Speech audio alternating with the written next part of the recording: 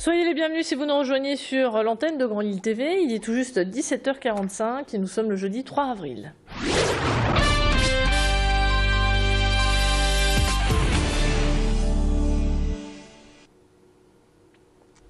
Plus peur de mal que de mal pour le petit Mohamed. Hier dans l'après-midi, le petit garçon âgé de 8 ans est resté coincé pendant 4 heures dans un bloc de béton situé dans le stade d'Avelgem.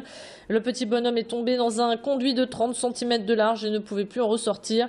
Pas moins de 20 pompiers se sont rendus sur place. Ils ont tout d'abord essayé de le dégager en douceur en utilisant du savon et de l'huile, mais il n'y avait rien à faire. La seule solution a été de casser le béton au marteau-piqueur et à la scie. L'enfant est indemne. Il souffrirait d'une petite contusion à l'un de ses pieds. La présence de ce bloc de béton au pied d'un pylône était destinée à empêcher les vols de cuivre. C'est la journée consacrée au développement durable et à cette occasion, certaines écoles organisent des événements. Et c'est le cas d'une école de commerce lilloise dont les élèves de première année ont proposé des activités, différents stands et des expositions. Des artistes ont répondu présents, tout comme quelques grands cuisiniers comme Florent Laden, le finaliste de l'émission Top Chef 2013, est venu réaliser une œuvre d'art culinaire à partir d'épluchures. Ce n'est pas tout, les vêtements peuvent être aussi recyclables et renouvelables. Et ils sont justement à l'honneur. La preuve avec Adélaïde Bollard qui est partie à la rencontre d'Ariel Lévy, co-créatrice de la marque L'Herbe Rouge qui a gagné le Grand Prix Maison de Mode 2011.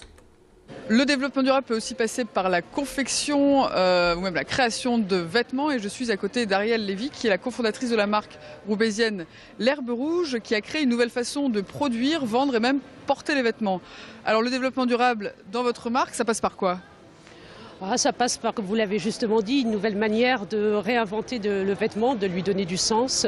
Donc nous, on travaille très concrètement. Donc on travaille sur le vêtement du quotidien. C'est ce qu'on appelle l'éco-design. Donc on travaille sur un vêtement sur lequel on cherche aussi différentes façons de porter le vêtement pour consommer moins mais mieux. Ce sont des vêtements qui sont travaillés également sur l'éco-fabrication. L'éco-fabrication, ça veut dire quoi? Ça veut dire chercher des partenaires qui fabriquent dans des cycles courts, essentiellement en Europe. Afrique, Europe, France, Europe et Madagascar, travailler sur des process donc propres, matières biologiques, mais également procédés de teinture écologique. Innovation, ça c'est très important. Innovation sur de la recherche, sur un vêtement qui soigne, puisque un vêtement, je dirais, éco-conçu, c'est avant tout un vêtement qui respecte la santé humaine et environnementale. Donc un vêtement en éco-conception, développement durable, ça peut être quoi ? C'est un vêtement du quotidien, c'est un vêtement qui se porte, c'est un vêtement dans lequel on va se sentir bien. Pour preuve, ce vêtement qui est un vêtement un petit peu iconique de la marque, qui est un vêtement, tout commence par la matière, là on ne peut pas la voir mais c'est une matière excellente, un coton biologique, donc au niveau du toucher on se sent déjà bien dans le vêtement. Le vêtement est facile d'entretien, on peut le laver à la machine sans souci.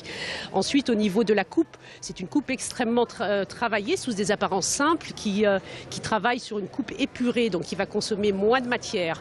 Mais c'est également une coupe qui va travailler sur la morphologie. C'est tout bête, mais cette robe cardigan peut aller aussi bien à une personne de petite morphologie qu'à une personne qui serait, je dirais, plus en chair ou plus athlétique. Et enfin, la différenciation de l'herbe rouge, c'est travailler sur l'usage du vêtement. L'usage du vêtement, c'est quoi? C'est un vêtement du quotidien qui peut se porter de différentes manières. Donc, je vais vous faire la démonstration. On peut le porter donc en grand cardigan ouvert sur un pantalon ou ceinturé, et ensuite on peut également le porter en robe, et également on peut le mettre sur le côté avec un travail sur la poche.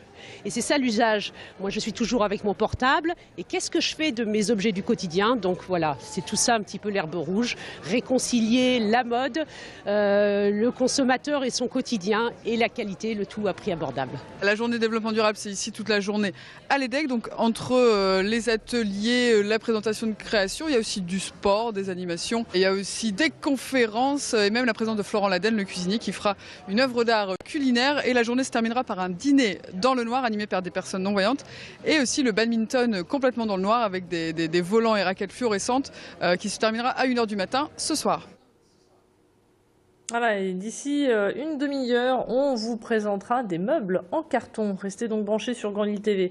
Pour terminer cette édition, eh bien, on va parler un petit peu littérature, puisque nous vous présentons le dernier livre de Virginie Carton, La blancheur qu'on croyait éternelle, aux éditions Stock. La romancière à succès vous fait partager la vie de Mathilde et celle de Lucien, tous les deux voisins et solitaires. Ils ne se connaissent pas, mais vont apprendre à se connaître lors d'une soirée. Ces deux sentimentaux perdus dans un monde qui ne leur ressemble pas vont vous attendrir. Un livre à lire sans modération. La blancheur qu'on croyait éternelle, un titre qui vous fera très certainement penser aux paroles de la chanson L'amour à la machine d'Alain Souchon. J'ai entendu cette chanson que j'avais pas écoutée depuis un moment et puis en écoutant, en entendant la blancheur qu'on croyait éternelle, j'ai vraiment eu le sentiment que c'était le titre qu'il fallait pour mon roman. Moi j'ai écrit mon histoire et en fait au fil de l'écriture, dans un dialogue ou dans une situation, ça me rappelait une chanson et donc je me suis amusée à forcer le trait et à utiliser les mots exacts de cette chanson à laquelle je pensais. Mais c'était pas, au départ, je me suis pas dit je vais écrire à partir des chansons. Et c'est ainsi que s'achève cette édition. On se retrouve dans un instant pour tout savoir de la couleur du ciel. Restez avec nous.